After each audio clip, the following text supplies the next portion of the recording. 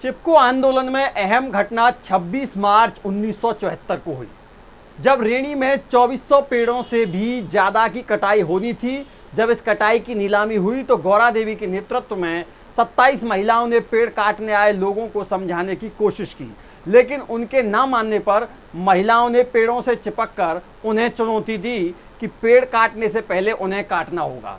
इस पूरे वाकये के बाद ठेकेदार और उनके कटाई करने वाले मजदूरों को खाली हाथ वहां से जाना पड़ा। इसके बाद इन महिलाओं ने वन विभाग के अधिकारियों के सामने अपनी समस्या को रखा और फिर इस घटना ने देश भर में चिपको आंदोलन को चर्चित कर दिया। इस घटना का प्रभाव इतना था कि बहुत से लोग इसे ही चिपको आंदोलन की शुरुआत भी मानते हैं। भारत के आधुनिक इतिहास में चिपको आंदोलन 1970 के दशक में बहुत प्रभावी आंदोलनों में से एक था। पर्यावरण की रक्षा के लिए किया गया आंदोलन वास्तव में पेड़ों की कटाई को रोकने के लिए उत्तराखंड के चमोली जिले के जंगलों में एक अहिंसक लेकिन अनोखा आंदोलन था।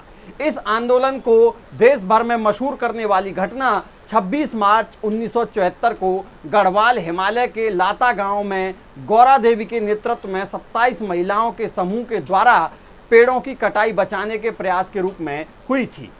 इस आंदोलन का मकसद व्यवसाय के लिए हो रही वनों की कटाई को रोकना था और जब स्थानीय महिलाओं के समूह ने इसके लिए पेड़ों पर चिपककर अपना विरोध प्रदर्शन किया तो देश भर में हलचल मच गई।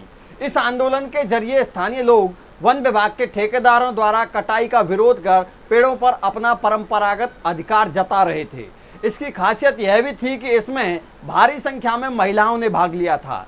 इस आंदोलन की नींव 1970 में मशहूर पर्यावरणविद सुंदरलाल बहुगुणा, कॉमरेड गोविंद सिंह रावत, चंडी प्रसाद भट्ट और श्रीमती गौरा देवी के नेतृत्व में हुई थी। इस घटना का सीधा असर उस समय की उत्तर प्रदेश सरकार पर हुआ। तत्कालीन मुख्यमंत्री हेमवती नंदन बहुगुणा ने इस मामले पर विचार करने के लिए एक कमेटी का गठन कर दिया, जिसे उत्तरांचल के लोगों के हक में फैसला दिया, जो आंदोलन की विजय के रूप में देखा गया। इस तरह यह घटना एक बहुत बड़े बदलाव की नींव बनी। इस आंदोलन का एक बड़ा नतीजा यह भी रहा कि तत्कालीन प्रधानमंत्री इंदिरा गांधी ने हिमालयी वनों में पेड़ों की कटाई पर 15 साल के लिए रोक लगा दी।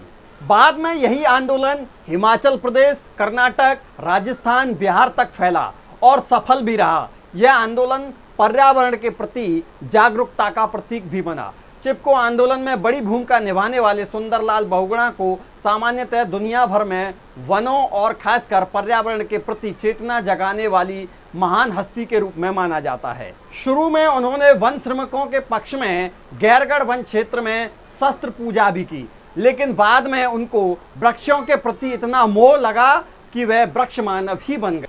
भले ही चिपको आंदोलन का श्री गणेश जिला चमोली के सीमांत क्षेत्र रैणी में चंडी प्रसाद भट्ट, कॉमरेड गोविंद सिंह रावत और आलम सिंह बिष्ट आदि की प्रेरणा से गौरा देवी और उनकी ग्रामीण सहेलियों ने किया था, लेकिन प्राण वायु देने वाले वृक्षों को बचाने वाले रैणी गांव के उस संदेश को दुनिया के कोने कोने तक पहुंचाने में सुंदरलाल बहुगुणा ने जो भूमिका अदा की वह असाधारण थी।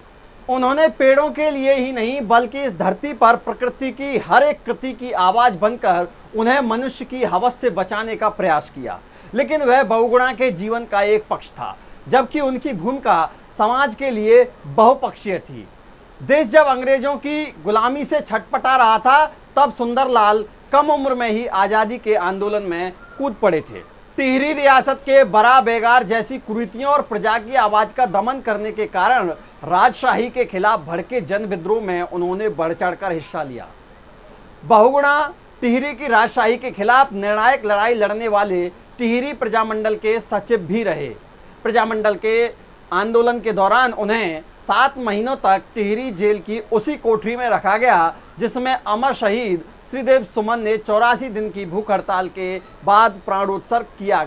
1 अगस्त 1949 को टिहरी राज्य के आजाद भारत के संयुक्त प्रांत में विलय के बाद सुंदरलाल बहुगुणा ने सक्रिय राजनीति से जुड़कर सत्ता का सुख भोगने के बजाय विनोबा भावे के सर्वोदय आंदोलन से जुड़कर समाज की बुराइयों के खिलाफ लड़ने और समाज को नई दिशा देने का बीड़ा उठाया। वह सन 1952 तक कांग्रेस से जुड़े रहे। चूंकि टिहरी की आज़ादी के बाद संपूर्ण टिहरी प्रजामंडल भी कांग्रेस की टिहरी जिला इकाई बन गया था, इसलिए बहुगुणा का कांग्रेसी होना स्वाभाविक ही था। सुंदरलाल बहुगुणा को राजनीति से विरक्ति तब से शुरू हो गई जब वह टिहरी राज्य की विधान परिषद से चुनाव हार गए थे। सारे देश की तरह उत्तराखंड में भी छुआछूत की बीमारी सदियों से चली आ रही थी। बहुगुणा का जन्म एक उच्च कुलीन ब्राह्मण परिवार में होने के बावजूद उन्होंने छुआछूत के खिलाफ बिगुल बजाया और हरिजन उत्थान के लिए ब्राह्मणवादी समाज की कुरीतियों का मुकाबला किया। उन्होंने घनश्याम सैलानी आदि के साथ बूढ़ाकेदार में हरिजनों का मंदिर प्रवेश कराया। बहुगुणा ने सन 1960 के दशक में शराबखोरी के खिलाफ भी आंदोलन छेड़ा। उस दौरान वह 3 बार जेल गए। इस अभियान में उनकी पत्नी विमला बहुगुणा समेत महिलाओं की प्रमुख भागीदारी भी रही। उत्तराखंड आंदोलन का उनका खुला समर्थन रहा। बहुगुणा उन लोगों में से नहीं थे जो कि धारा के साथ बहकर ख्याति अर्जित करते हैं। उनमें शुरू से ही धारा के विपरीत चलने का मादा रहा, इसीलिए कई बार उन्हें जनाक्रोश का सामना भी करना पड़ा। टिहरी बांध के मामले में भी उन्हें कई बार बांध समर्थकों, ठेकेदार और संस्कृति के उपासकों का विरोध झेलना पड़ा। सुंदरलाल बहुगुणा का निधन वास्तव में एक युग का अंत है।